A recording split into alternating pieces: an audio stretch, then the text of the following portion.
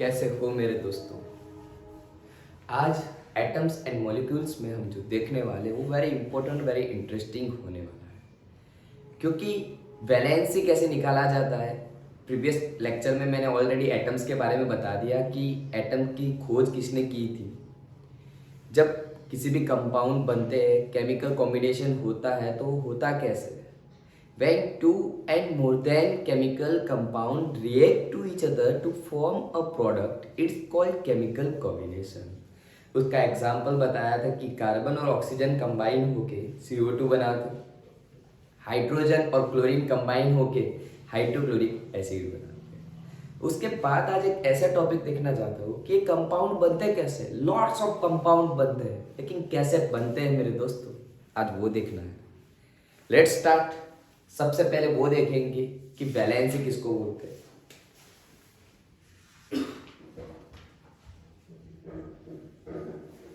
Valency उनको बोला जाता है, उसके लिए आपको इन ऑर्डर को याद रखना पड़ेगा कि फर्स्ट सेल होता है, उसमें 2 इलेक्ट्रॉन फिल कर सकते हैं, दूसरा सेल में 8, थर्ड सेल में 8 और फोर्थ सेल में 18। इन सीक्वेंस को याद रखना पड़ेगा वैलेंसी निकालने के लिए। ठीक है, हर एलिमेंट का इलेक्ट्रॉन कॉन्फ़िगरेशन होगा, उसके हिसाब से हम उनकी वैलेंसी निकाल सकते हैं। सपोज एक छोटा सा एग्जांपल देके बताता हूं। सोडियम 11 नंबर का एलिमेंट है, टोटल 11 इलेक्ट्रॉन होगी। फर्स्ट सेल में 2, एल में 8 और 2 कितने होगा 10, तो एम में रिमेनिंग कितना होगा 1।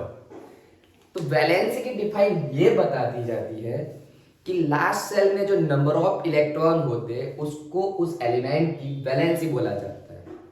Number of electron are present in the last shell, it's called valency of element. उस एलिमेंट की उसको उसकी वैलेंसी बोला जाता है। जो लास्ट सेल में जितने नंबर ऑफ इलेक्ट्रॉन होते हैं उसको ही उसकी वैलेंसी बोली जाती है। आपके दिमाग में सवाल होता होगा, सर आर्गॉन में कितना आएगा? तो देखिए, आर्गॉन 18 नंबर का एलिमेंट, के सेल में 2, एल सेल में 8, एम सेल में 8, तो वैलेंसी कितनी होगी 8। डरने की जरूरत ही नहीं है। Last shell means last shell. Last shell में जितने भी नंबर ऑफ इलेक्ट्रॉन है उसको उसकी वैलेंसी बोला जाता है। डन? समझ रहे हो ना? ठीक है, ये वैलेंसी की बात हुई। इसके हिसाब से मैं उस सेल को मैं फिल कर सकता हूँ। मैं सेल की जो बात कर रहा हूँ वो ऐसे होता है कि ये न्यूक्लियस है, उसके surrounding first shell, second shell and third shell, K L and M, ऐसे सेल होते हैं। लास्ट सेल में जो इलेक्ट्रॉन होते हैं वो इजीली रिमूव होते हैं, इसलिए उसको वैलेंसी बोला जाता है। जैसे कि आप सोचते हो कि अगर आप कहीं घर पे रह रहे हो अभी और कहीं पे घूमने जाना है तो आप बहुत कुछ परमिशन चाहिए। वैसे ही उसी चीज को अगर आप कहीं पे दूर पढ़ने के लिए गए हो तो वहां से क्या होगा, सिर्फ रेक्टर की परमिशन लेनी है और चले जाना है। ठीक है, तो वो जब जितने दूर होते हो इतने इजीली रिमूव होते हो। वही कहना चाहता हूँ कि उसको ही वैलेंसी बोलते हैं। उसके हिसाब से कंपाउंड मिलेंगे आपको। लॉट्स ऑफ कंपाउंड बनाना सीखना है हमें, चाहे जो भी एलिमेंट मिले हमें तो कंपाउंड बनाना है। अरे कंपाउंड कैसे मिलेंगे? देखिए,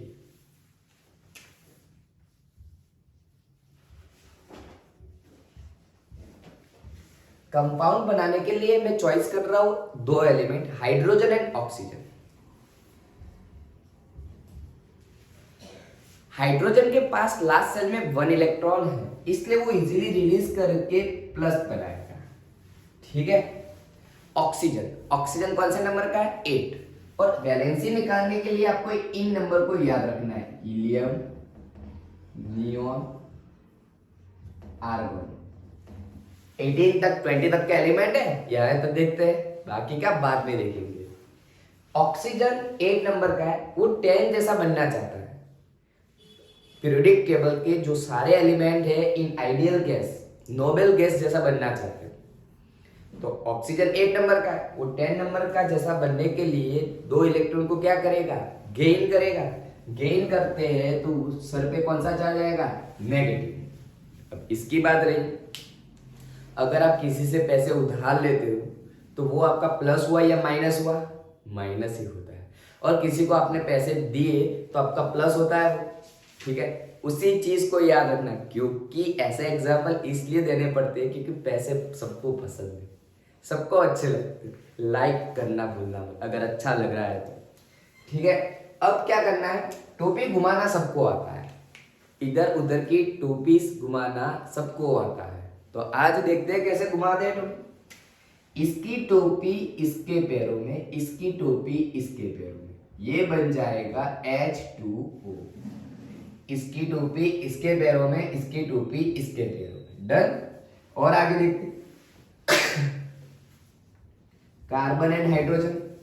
कार्बन का एटॉमिक नंबर 6 है, वो हीलियम जैसा भी बन सकता है और नियोन जैसा भी बन सकता है। अगर 4 इलेक्ट्रॉन को रिलीज करेगा तो हीलियम जैसा, तो जब भी आगे की ओर हो तब वो +4 आता है। क्या आता है? +4, और हाइड्रोजन आएगा -1, डन। इसकी टोपी यहाँ, इसकी टोपी यहाँ, ये हो गया CH4 कंपाउंड। एक और ज्यादा इंटरेस्टिंग देखते हैं, कार्बन का +4, ऑक्सीजन का -2, इसकी टोपी इसके पैरों में, C2O4। क्या खत्म हो गया? ऐसा देखा है कभी? कभी नहीं। आगे देखते हैं क्या होता है। यहाँ पे देखिए CO2, 2 दोनों में से क्या हो जाएगा? कॉमन। क्या हो जाएगा?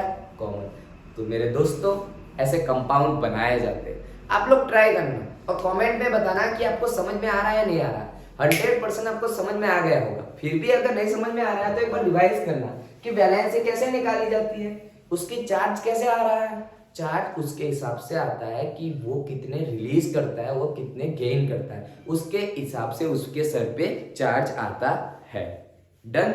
एक बार वापस रिवाइज कर रहा हूं कि वैलेंसी किसको बोला जाता है? लास्ट सेल में जो नंबर ऑफ इलेक्ट्रॉन होते हैं उसको ही उस एलिमेंट की वैलेंसी बोला जाता है। दूसरे वर्ड्स में ऐसा भी लिखा जाता है कि जो भी एलिमेंट है उसके दूसरे एलिमेंट के पास जो बॉन्ड बनाने की कैपेसिटी है, कितने बॉन्ड बना सकता है, उसको ही उसकी वैलेंसी बोल सकते हैं। जैसे कि हम बात करते हैं कार्बन की, 2 and 4। लास्ट सेल में कितने इलेक्ट्रॉन है? 4। तो दूसरे कितने लोगों के साथ वो बॉन्ड बना पाएगा? 4। देखते हैं, देख लीजिए।